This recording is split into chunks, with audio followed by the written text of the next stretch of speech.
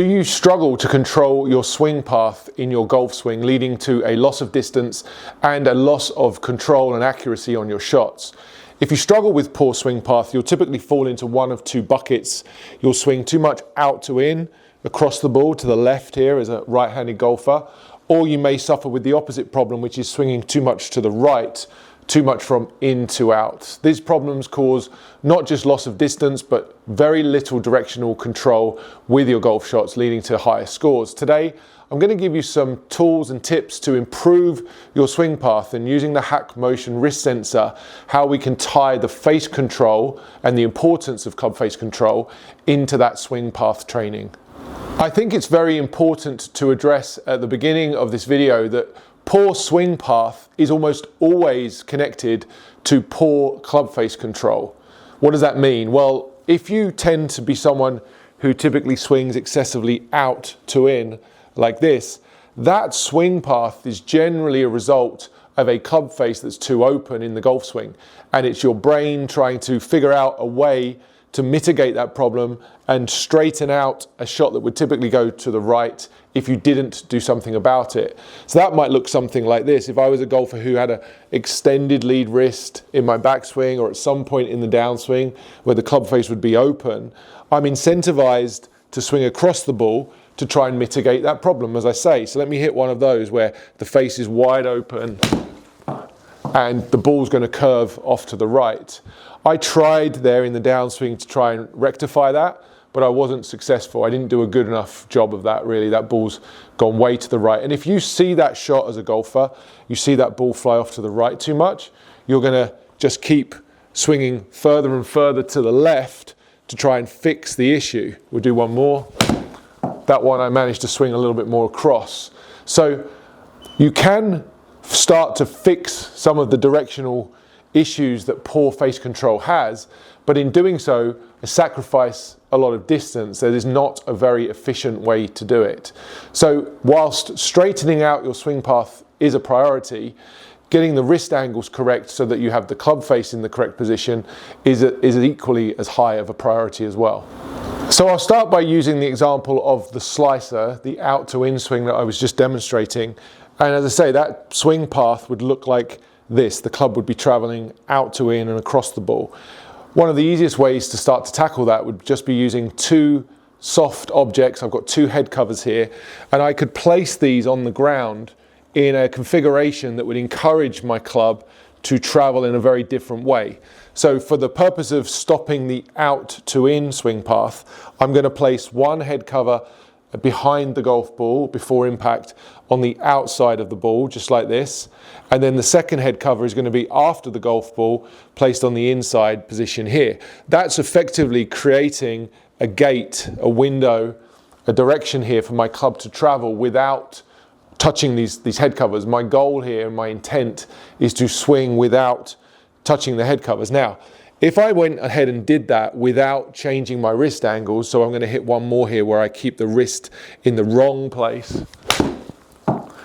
I was very successful at missing the head covers, meaning my swing path was more neutral, straighter, and in many ways better, but the shot is less functional. It's the wildest shot I've hit today. It's the furthest offline.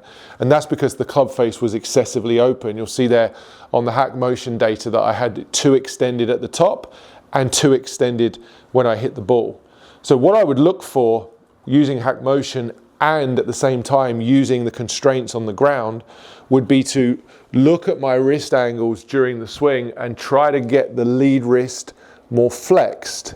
That means flatter or even slightly bowed. So as I come down, the club face, rather than being in that open position which I explained previously, was responsible for the golfer swinging across the ball, swinging down with the face more closed gives me the impetus to swing now more from the inside and conform to this swing path.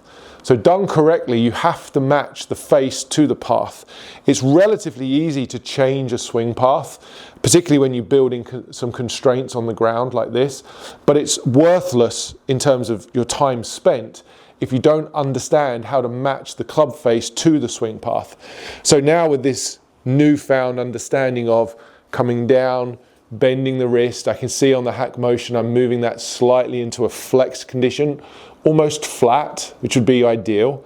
I'd want to see here that as I hit this ball, as I come down from the top down to the ball, the face is sufficiently closed so that I can swing from the inside but still hit the ball straight. Not only will this ball fly straighter, it will also fly much further because this delivery, with the path being more neutral now, will be far more efficient.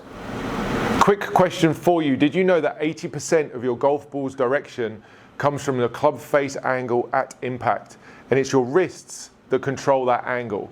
If you want to hit straighter shots and add more distance to your game, then check out the link in the description below.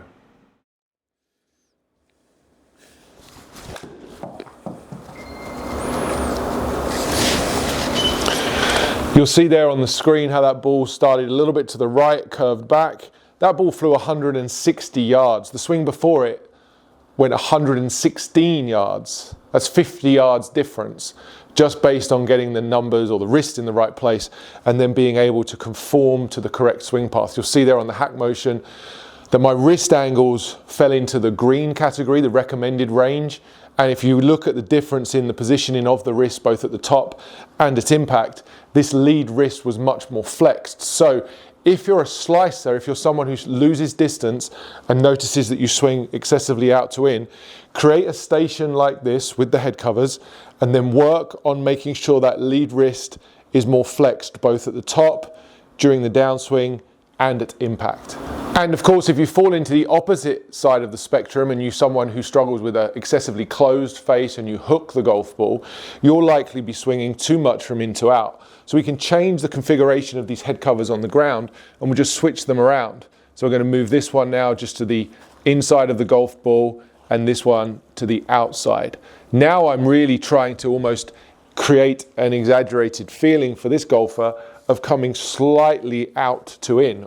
We're really trying to create the opposite feel from the tendency. But again, the reason the swing path is off in the first place is because the face is typically out of position. So for this golfer, you will most likely have the club face too closed. Too closed would result in you swinging further to the right to try and mitigate that closed face. So once again, you have to use the data and the HackMotion to help you understand where that club face should be. If you're at the top with a wrist that's too flexed and a club face that's too closed, you're going to be incentivized to swing more to the right. In this case, we'd obviously hit these head covers. So we'll start out just by trying to miss the head covers and seeing what we get.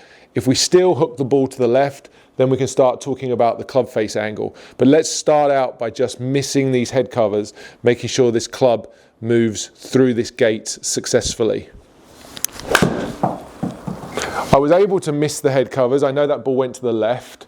There's the hook that I would be struggling with. And again, if I saw this shot on the golf course, my immediate reaction would be to start swinging more to the right to try and fix it. That's not the correct way. You'll see from the HackMotion data that my lead wrist was too flexed. That makes my club face too closed, and as I mentioned already, incentivizes me to swing more to the right. But because I had the head covers on the ground, I wasn't able to swing so far to the right, and so what I hit there was a pull draw, a very destructive shot. So now my next step along here is, rather than having the wrist flexed 20 degrees at the top, which was the measurement, and I'm mimicking that there, I had the wrist 25 degrees flexed at the top. That would look like this. What I really need to feel is less flexion than that. I'm going to try and take it back somewhere close to zero, which would look or feel like this. Now the club face is squarer. That's a different looking club face on the way down. If I can match that wrist feel, even slightly extended there, if I can match that wrist feel to this gate on the ground, I should be able to hit a much more functional golf shot.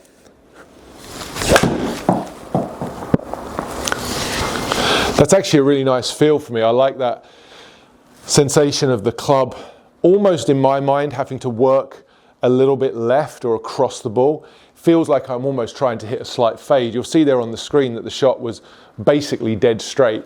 My swing path was 1 degree to the right. My club face was less than a degree open. It's perfectly organized to a shot that's very efficient. And again, pretty close to that 160 yard mark, which is much more efficient, much more powerful than the other shot would have been. This is also much more repeatable from a contact point of view. Having the swing plane and the swing path in the right place will allow you to make not just more consistent shot shape, but also more consistent contact with the ball. You'll see immediately there on the HackMotion data that my wrist went from being 25 degrees flexed, which is too much, to just 3 degrees, basically flat. I managed to make the change in the club face, which then matched the swing path intention. The purpose of this video really is to help you understand that you can't separate club face and swing path exclusively. They live together. The combination of those two things is really what makes up the shot shape of every single shot you hit on the golf course. And if one of those things is out of place, it's likely true that the other also needs some attention. So try to tackle these two things as a team. Use the HackMotion wrist sensor to help you see whether your club face is too open or too closed in the delivery, and if that's having an effect and an influence on the way that you're treating and the way that you're judging the club path. Using two soft obstacles on the ground, like these head covers, can really help you to build a nice training station next time you're at the driving range. Conform to the gate, conform to the path, and then get the face angles to match. You'll see your shots flying much higher, much further, and much straighter than ever before. I hope you enjoyed the video and found there some practical tips that you can use next time you're at the range. If you'd like more wrist training videos, please go ahead and click on the link in the description of this video for more HackMotion training videos.